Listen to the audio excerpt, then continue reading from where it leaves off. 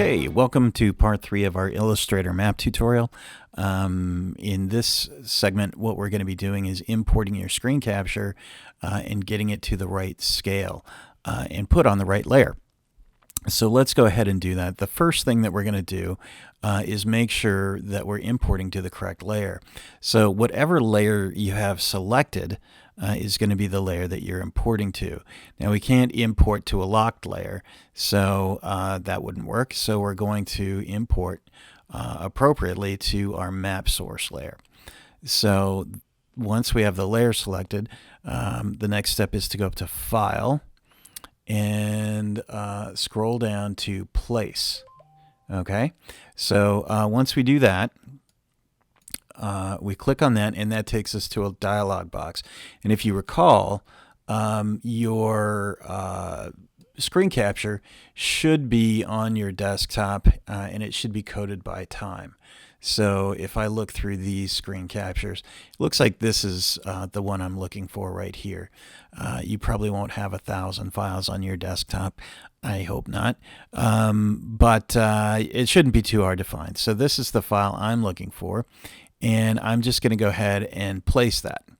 All right, now if I just click and release, it's going to place it at its full size, right? And that's okay. But if I undo that and go back and replace it, if I click and drag, what it's going to do is allow me to scale that as I place it. All right, and so that's where these guides come in. So what we're going to be trying to do with our map is make a one-column newspaper style map. So we don't want to just make this willy-nilly any size. The template is designed so that anything that I create theoretically on this template, if it's to the right size and using the correct styles, will reproduce accurately and well when that graphic is dropped into the corresponding newspaper.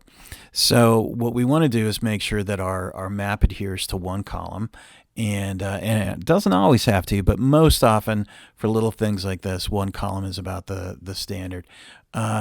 Just to give me a little more room, I'm actually going to kind of put it in the second column. It doesn't really matter. And I'm going to make it a little bit bigger than the single column, and I'll show you why in a little bit. So you can see it kind of overlaps a little bit there. And once I get it to the right size, I go ahead and release, and there my map is set on my template on the map source layer. So now if I have it where I want it, I can go ahead and lock that layer, and we can zoom in and see what we're going to be working with. All right, now you can see that this is being obstructed by our guidelines. So if we want, we can go ahead and turn that layer off, and we can see exactly what we're going to be essentially tracing here. Okay, and so that's where we want to be for this part of the tutorial, is with your map placed on the map source layer and the layer locked and the guidelines turned off. Now in the next section, what we're going to be doing is talking about the order we go through for tracing all of the different elements. So stay tuned.